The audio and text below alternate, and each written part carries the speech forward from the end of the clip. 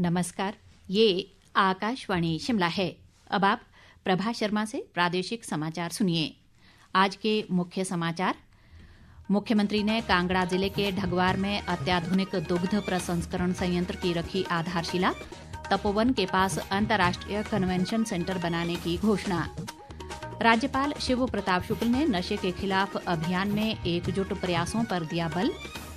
नाबार्ड द्वारा प्रदेश में विभिन्न विकास कार्यों के लिए इस वर्ष 903 करोड़ रुपए का किया गया प्रावधान। और नेता प्रतिपक्ष जयराम ठाकुर ने कहा, प्रदेश में कानून व्यवस्था चरमराई, मनाली हत्याकांड में सामने आई सरकार की संवेदनहीनता। अब समाचार विस्तार से।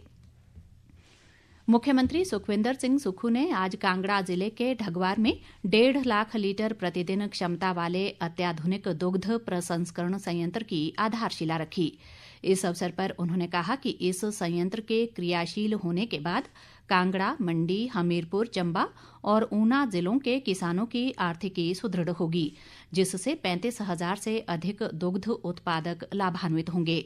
मुख्यमंत्री ने कहा कि संयंत्र के निर्माण के लिए राज्य सरकार द्वारा पूरी धनराशि उपलब्ध करवाई जा रही है और इसका निर्माण कार्य फरवरी 2026 तक पूरा हो जाएगा। सुखविंदर सिंह सुक्खू ने कहा कि राज्य सरकार द्वारा दूध की दरों में वृद्धि के बाद मिल्कफेड की दैनिक दूध खरीद क्षमता बढ़कर 2,10,000 लीटर हो गई है।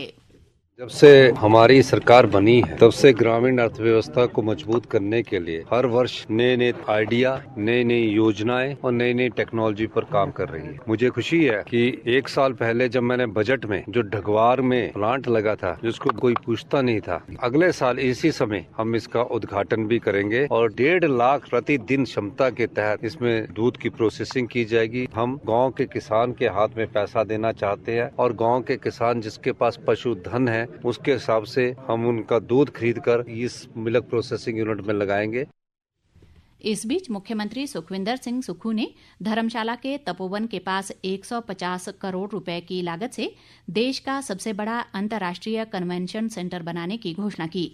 दाड़ी मेला ग्राउंड में आज एक जनसभा को संबोधित करते हुए उन्होंने कहा कि इस कन्वेंशन सेंटर में बड़े स्तर के सेमिनार आयोजित किए जाएंगे, जिससे पर्यटन गतिविधियों को बढ़ावा मिलेगा और स्थानीय युवाओं के लिए रोजगार के अवसर सृजित होंगे।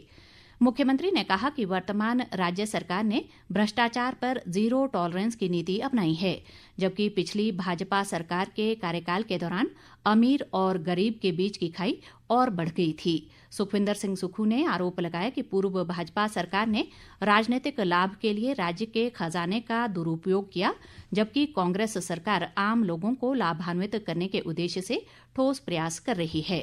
इस अवसर पर कृषि मंत्री चंद्र कुमार ने कहा कि प्रदेश सरकार कृषि क्षेत्र को विशेष अधिमान दे रही है और किसानों की आर्थिकी को सुदृढ़ करने के लिए विभिन्न योजनाएं क्रियान्वित कर रही है, ताकि खेती छोड़ चुके किसान पुनः कृषि को अपनाएं।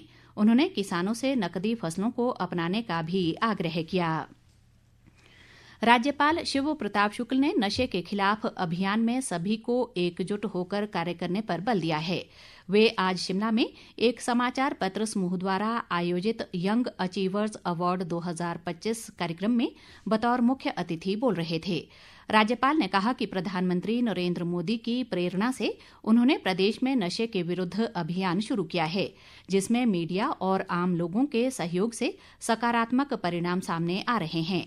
राज्यपाल ने समाज कल्याण और सभी क्षेत्रों में महिलाओं की सराहनीय भागीदारी पर प्रसन्नता व्यक्त करते हुए कहा कि इनसे और लोगों को भी आगे बढ़ने की प्रेरणा मिलेगी। राज्यपाल ने कहा कि कोई भी काम छोटा या बड़ा नहीं होता, बल्कि सोच मायने रखती है और इसी बड़ी सोच के साथ समाचार पत्र ने प्रतिभाओं को पहचान कर उन्हें सम्मानित करने का काम किया है। लोक निर्माण मंत्री विक्रमादित्य सिंह ने कहा है कि वर्तमान सरकार हर गांव को सड़क सुविधा से जोड़ने के लिए प्रयासरत है। शिमला ग्रामीण विधानसभा क्षेत्र की थाची पंचायत में करीब 1.5 करोड़ रुपए की विकास परियोजनाओं का शुभारंभ करने के बाद एक जनसभा को संबोधित करते हुए उन्होंने ये बात कही।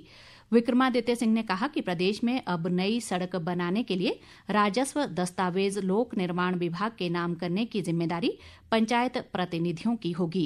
लोक निर्माण मंत्री ने कहा कि दलगत राजनीति से ऊपर उठकर सकारात्मक सोच के साथ काम कर क्षेत्र के विकास में कोई कमी नहीं आने दी जाएगी। ताज़ा समाचारों के लिए आप हमारे Facebook page all India radio news Shimla, x handle @AIR News_शिमला और YouTube channel AIR Shimla news पर लॉग इन कर सकते हैं। प्रादेशिक समाचार बुलेटिन में आपका फिर स्वागत है। राष्ट्रीय कृषि और ग्रामीण विकास बैंक नाबार्ड द्वारा आज शिमला में स्टेट क्रेडिट सेमिनार का आयोजन किया गया। सेमिनार का उद्घाटन मुख्य सचिव प्रबोध सक्सेना ने किया। इस दौरान प्रदेश के लिए 42,243 करोड़ 83 लाख रुपए की क्रेडिट क्षमता का अनावरण किया गया।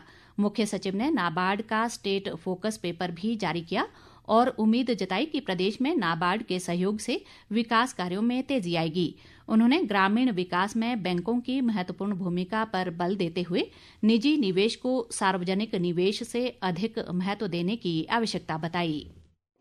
आवश्यकता ये है कि हमको अब सबको, हर वर्ग को इस दिशा में काम करना चाहिए कि किस प्रकार से हम ग्रोथ इंजन्स प्रदेश में उत्पन्न करें, चाहे वो टूरिज्म के हों, चाहे वो मैन्युफैक्चरिंग के हों, चाहे वो एग्रीकल्चर के हों, चाहे वो सर्विसेज के हों। सम्मेलन में नाबार्ड के चीफ जनरल मैनेजर विवेक पठानिया ने कहा कि नाबार्ड द्वारा हर वर्ष की भांति प्रदेश में सड़क निर्माण, सिंचाई और पेयजल सहित अन्य योजनाओं के लिए इस वर्ष भी 903 करोड़ रुपए का प्रावधान किया गया है। नाबार्ड स्टेट गवर्नमेंट के साथ इंफ्रास्ट्रक्चर डेवलपमेंट में एक महत्वपूर्ण रोल प्ले कर रहा है। अगर हम लास्ट 3 साल का हमारा सैंक्शंस देखें स्टेट गवर्नमेंट को इंफ्रास्ट्रक्चर डेवलपमेंट करने के लिए, जैसे कि रोड्स हो गया है, इरिगेशन हो गया, ड्रिंकिंग वाटर हो गया, तो लगभग 900 करोड़ हर साल हम सैंक्शन करते हैं इंफ्रास्ट्रक्चर डेवलपमेंट के लिए। इस साल भी हमारा 903 करोड़ का सैंक्शन हुआ है और इस साल हमने अपनी एक्टिविटीज को डाइवर्सिफाई किया। पहला हमने एक प्रोजेक्ट सैंक्शन किया, जैसे कि न्यू गवर्नमेंट का मैंडेट है कि ग्रीन हिमाचल प्रदेश, तो उसमें हमने 110 करोड़ का ई चार्जिंग इंफ्रास्ट्रक्चर HRTC को सैंक्शन किया, जो कि 58 लोकेशंस में ई चार्जिंग इंफ्रास्ट्रक्चर क्रिएट होगा। इसके अलावा एक 200 करोड़ का हमने Dhagwar milk plant, 1.5 lakh litre capacity का प्लांट है, जो स्टेट गवर्नमेंट का एम्बिशियस हिमगंगा प्रोजेक्ट का एक पार्ट है। नेता प्रतिपक्ष जयराम ठाकुर ने आरोप लगाया है कि प्रदेश की कांग्रेस सरकार झूठ बोलकर जनता से धोखा कर रही है।